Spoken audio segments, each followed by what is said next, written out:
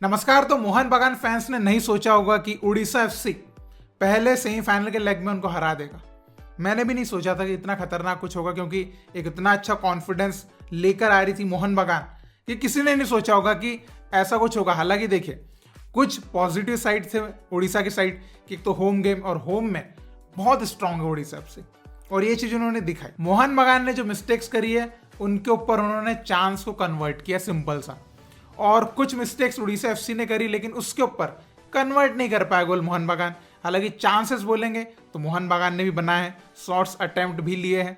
Ball position देखेंगे overall तो मोहन बगान के पास ज्यादा रहा है, लेकिन वो सेकंड हाफ में मोस्टली रहा है। फर्स्ट हाफ अगर आप देखेंगे तो it was fully in favour of Orissa FC. क्यों?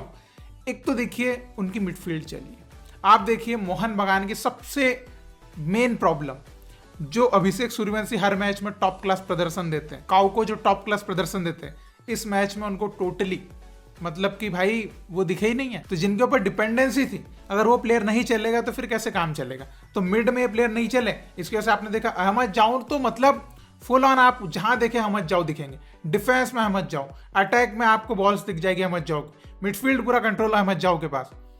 दैट इज क्लास अहमद जाऊ का। और क्यों उनको एक थ्रेट है ना, पूरा उड़ीसा एफसी का सबसे मेन मसीहा उनको क्यों माना जाता है, इसलिए माना जाता है। और देखिए इस मैच में कुछ देखिए सबसे मेनली बात अगर हम कहें तो अर्ली एक बहुत ही सही गोल मिल गया था मोहन बगान को, जो कि अनएक्सपेक्टेड था। और वो गोल क्या खाया, मतलब इस मैच में एक डिफेंसिव मिस्टेक जो सबसे बड़ी रही है उड़ीसा एफसी की, वो यही रही जो पहला गोल खाया है मनवीर वाला, उसमें दोनों ही स्टॉपर ने छोड़ दिया। मैं उसके बाद उन्होंने ऐसी कोई बड़ी गलती नहीं करी कि इस तरह का गोल ले आऊं। एक थापा का जो गोल मिस हुआ था वो एक गलती हम कह सकते हैं, जिसमें नरेंद्र का एक पुअर क्लियरेंस, लेकिन इसके अलावा बड़ी गलती नहीं करी।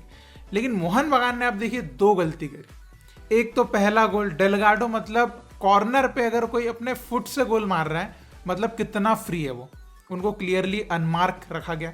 और आप देखिए वो जो एक वहां पे अटैक बिल्ड हुआ था, 3-4 कॉर्नर कंटिन्यू हो रहा है, तो अपने ऊपर से प्रेशर ही नहीं हटा पाई मोहन बगान वहां पे। इतना प्रेशर उन्होंने पुट ऑन कर दिया था उड़ीसा एफसी ने। तो ये था कि भले गोल ले ले, लेकिन इस बात की मैं दाद देना चाहूंगा कि गोल कंसीड करने के बाद उनका मोटिवेशन जो था वो कम नहीं हो। और ये चीज हमने देखी पूरे फर्स्ट हाफ में उड़ीसा एफसी फायरिंग थी और मोहन बगान स्ट्रगल कर रही थी मोमेंटम क्रिएट करने में, लेकिन कर ही नहीं पा रही थी। और देखिए उसके बाद जो सेकंड गोल रॉय कृष्णा वाला, वो तो मतलब मैं हेक्टर यूस्टेक के बारे में क्या ही बोलूं इस बारे में। एक प्लेयर आपके पास पूरा टसल कर रहा है पीछे, मतलब है लगा हुआ, बॉडी पे लगा हुआ है, आप वहां पे पता नहीं कौन सा पास करने की कोशिश कर रहे हैं।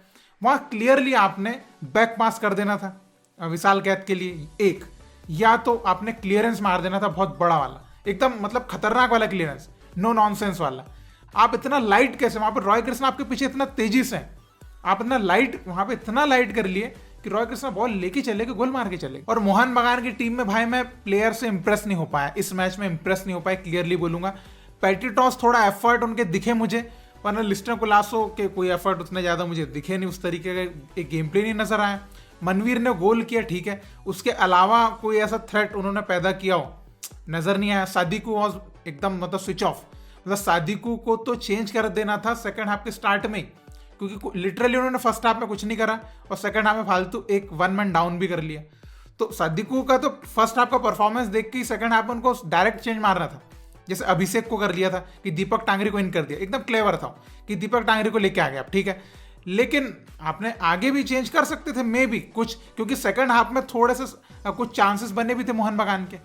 तो मे बी कमिंग्स अगर पहले आ जाते तो मे बी कुछ हो सकता था, मतलब आशा लगाई जा सकती है।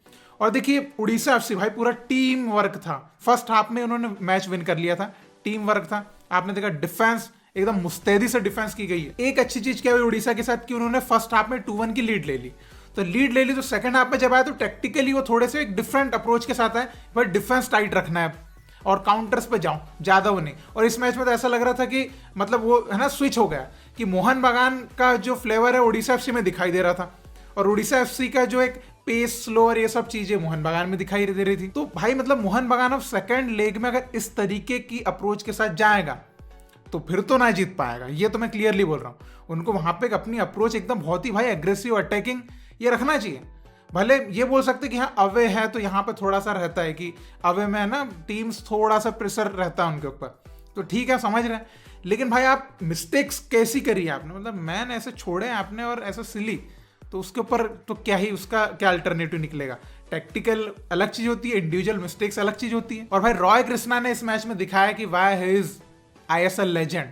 मतलब भाई क्या क्या एफर्ट है, उनके एफर्ट की वजह से ही उनको गोल भी मिला। और सर्जियो लोबेरा के प्लान्स की मैं दाद देना चाहूंगा कि मोहन बगान एक इतना अच्छी टीम को उन्होंने जिस तरीके से पूरा ही आउट क्लास, पूरा ही आउट परफॉर्म किया, वेरी गुड।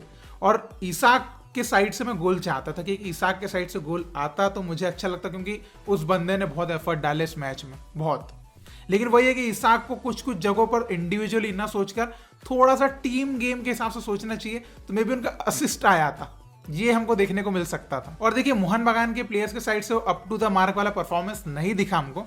लेकिन एक चीज आपने देखी कि उड़ीसा में भी कुछ प्लेयर्स का परफॉर्मेंस जो है वो सही नहीं दिखा। अगर मे बी वो और अच्छा करते तो मे बी गोल स्कोरिंग में कुछ बदलाव दिख सकता था।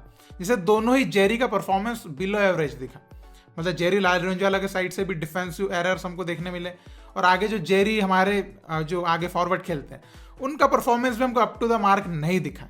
अब इसकी क्या वजह हो सकती है ये तो मैं उसके ऊपर नहीं जाना चाहूँगा, लेकिन वो कॉन्फिडेंस, वो एक है ना, वो नज़र नहीं आया।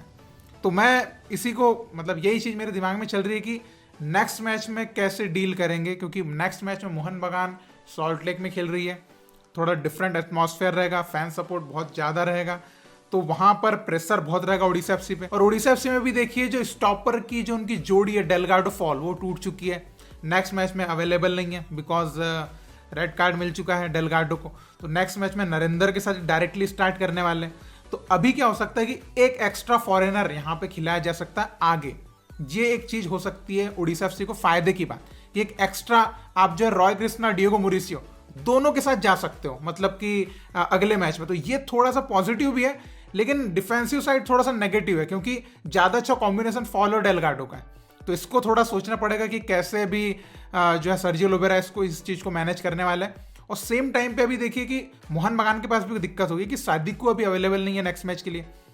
तो अभी देखिए कमिंग्स को जो सब्स्टिट्यूट में लाने का प्लान होता है, तो कमिंग्स के साथ अभी स्टार्ट लेना पड़ेगा। तो आपके पास सब्स्टिट्यूट में एक फॉरेन स्ट्राइकर नहीं है, तो आपको जो कुछ करना है भाई कि फर्स्ट हाफ में आप जितना कुछ अच्छा कर सकते हैं पूरे एफर्ट डाल के आप कर लो। देन सेकंड हाफ में आप सब्स्टिट्यूट वगैरह जो उतारना है वो आप उतार सकते हो, लेकिन एक अच्छी लीड लेना पड़ेगा फर्स्ट हाफ में मोहन बगान को। तो ये कुछ जाएगा।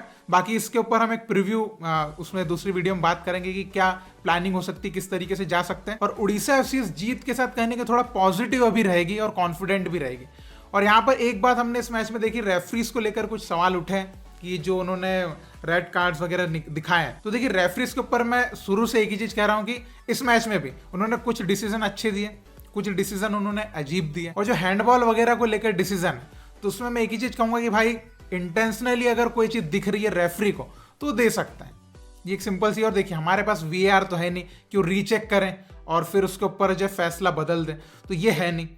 तो अभी जो सीन ये है कि हैंडबॉल अगर इंटेंशनली है देन वहां पर कार्ड दिखाया जा सकता है, अगर इंटेंशनली लगाया गया तो सिंपल है। और जो सादिको को दिया गया था वहां पर वो पुश आया था उनके साइड से, देन फ्रस्ट्रेशन उन्होंने दिखाई, तो भाई वो तो डिजर्व करेंगे रेड कार्ड। तो उसमें ऐसा है नहीं कि रेफरी यहाँ पे बायस्ड हो गया। इस मामले में मैं बोल सकता हूँ कि हाँ ठीक है, लेकिन हाँ मैं ऐसा नहीं बोल रहा हूँ कि सब जगह सही है, कुछ कुछ जगह पे गलत डिसीजन भी है। तो अब देखिए वो तो ऑब्वियसली इंडियन रेफरीज कर ही रहे हैं, तो उसमें कोई नई बात तो है नहीं कि अरे ये क्या नई चीज हो गई। बाकी आप इस मैच को लेकर क्या बोलना चाहेंगे? उड़ीसा FC फैन अगर आप है तो आप इस जीत से कितना खुश हैं और आपकी कितनी आशाएं लग रही है कि अगला मैच भी आप जीतेंगे? और अगर आप मोहन बगान फैन है तो क्या लगता है, क्या आप कमबैक कर पाएंगे? तो आप जरूर कमेंट में लिख के बताइए। और इसी तरह आप इंडियन फुटबॉल को सपोर्ट करते रहिए। बहुत बहुत शुक्रिया वीडियो देखने के लिए। जय हिंद, जय भारत।